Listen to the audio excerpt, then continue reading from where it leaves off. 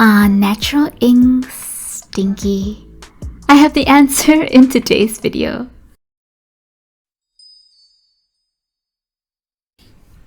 Are natural inks stinky? I have the answer in today's video. If you have ever worked with fabric dyeing using natural dyes, the question of whether the smell from the natural products will transfer to your fabric is one that comes up a lot. Sometimes the clothes that are dyed with the natural inks do smell faintly of the material that the dye comes from, so that it will take a few washes before the smell disappears. What about natural inks? Do they make your calligraphy work smell? You might have seen my previous videos where I have created natural inks, so I do have some thoughts to this question. The short answer is no, but also, so what? Before you click away, let me first share with you my natural ink making experience so that you can feel comfortable with the natural inks that you will create.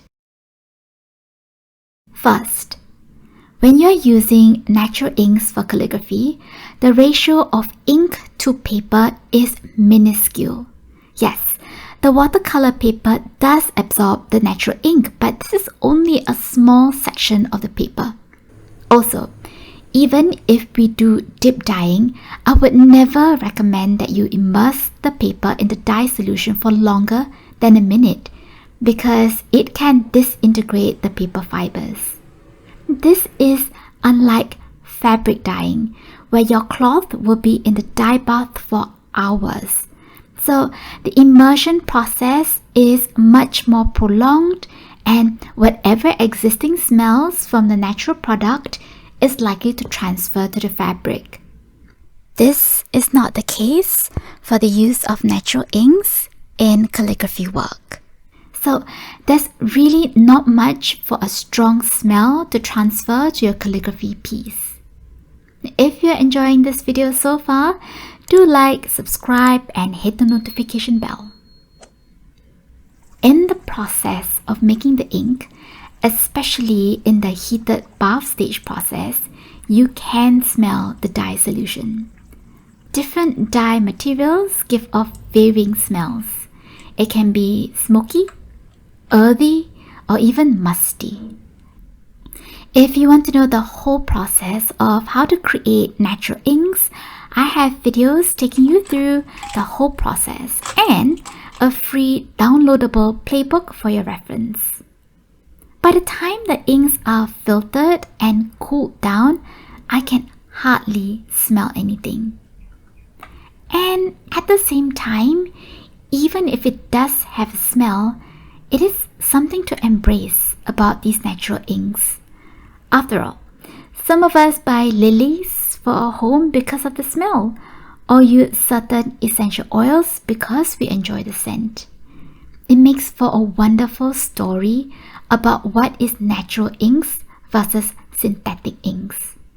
How natural ink is produced from peel to the pen, like these avocado peel ink, for example. Knowing the provenance of the ink and each step of the creation process, we always say or hear the phrase, just be yourself. And for natural inks, they come as they are. If there are certain scents that linger on when you create them into natural inks, then it just becomes part of their character. Natural inks are full of color, and don't we just love how colors make our work feel so joyful? Scents can also evoke different emotions in us. For example, citrus scents can be uplifting, lavender can have a calming effect. Also, would you like to learn more about scents, how to create them from scratch, just like how natural inks can be created from scratch? Let me know in the comments below. If you're in the process of making natural inks and are worried about the smell, you don't have to worry for the reasons that I shared before. While there may be a smell in the heated dye bath, I've never experienced the smell lingering after the filtering stage. Even if there was a smell in the end product, We use so little ink for the amount of paper, and the ink exposure is so brief that the smell doesn't transfer at all. Plus, if there's a scent, it actually makes for a wonderful reminder of the presence of natural ingredients in our ink.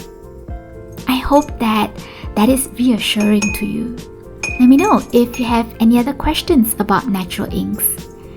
If this video has been helpful, do like, subscribe, and hit the notification bell. Keep experimenting, and see you soon in another video.